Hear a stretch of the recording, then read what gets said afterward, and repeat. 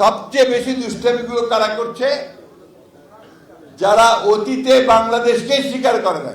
আমরা মনে করি যে রাজনীতি করছেন, রাজনীতি করেন, সিধা রাস্তায় করেন। এই সংস্কার দিয়ে আবার আমাদেরকে প্রশ্ন করে অনেকে, আপনারা কি সংস্কারের পক্ষে না বিপক্ষে? ওটা তো আমারই সন্তান, আমি তো তার জন্য প্রাণ দিতে পারি। এই যে জিনিসগুলো সবসময় আপনার বিভ্রান্ত করার চেষ্টা করা হবে। আমাকে কেউ জিজ্ঞেস করলে বলারে আমি সোজাসুজি বলছি মাই চাই।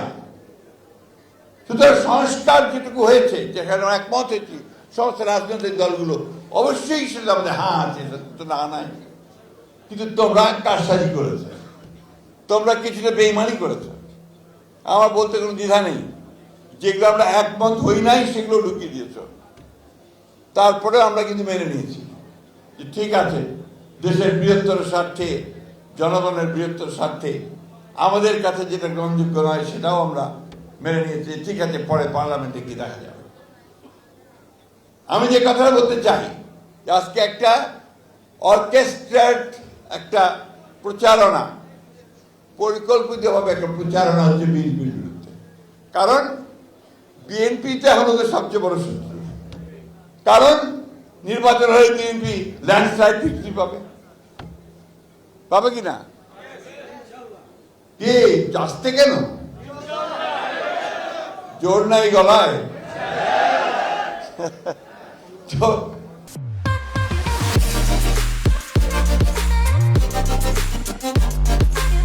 এই ল্যান্ডস্লাইড ভিক্টরি বিএনপি পাবে, সেই কারণে শুরু হয়েছে। আর সবচেয়ে বেশি দুষ্টামিগুলো কারা করছে? যারা অতীতে বাংলাদেশকে স্বীকার করে না, যারা বাংলাদেশের স্বাধীনতাতে বিশ্বাসী করে না। এবং ওই সময় যে আব্বাস ভাই বললেন যে কত মানুষ মেরেছে, আমাদের মা বোনদের কতজনের সম্ভ্রমহানি করেছে, কতজনকে পাকিস্তান হানাদার বাহিনীর হাতে আমাদের মা বোনদের তুলে দিয়েছে, সেই হিসাব আমরা ভুলি নাই। তারপরেও আমরা মনে করি যে রাজনীতি করছেন, রাজনীতি করেন, সিধা রাস্তায় করেন। ধর্মকে ব্যবহার করে মানুষকে বিভ্রান্ত করে ভুল বুঝিয়ে দাঁড়িপাল্লায় ভোট দিলে নাকি বেহেশতে যেতে হবে। চিন্তা করেন, তাহলে আর আমার নামাজ পড়া, আল্লাহর কাছে কমপ্লিট সারেন্ডার করা, ইমান আনা, এগুলোর দরকার নাই নাকি? আমাদের এখানে অনেকে আছেন, তারা ভালো বলতে পারবেন। বন্ধুগণ, এরা হচ্ছে এই মুনাফিকি করে, এদের এই মানুষকে ভুল বোঝায়, ভ্রান্তি বোঝায় দিয়ে তারা এই সমস্ত করে।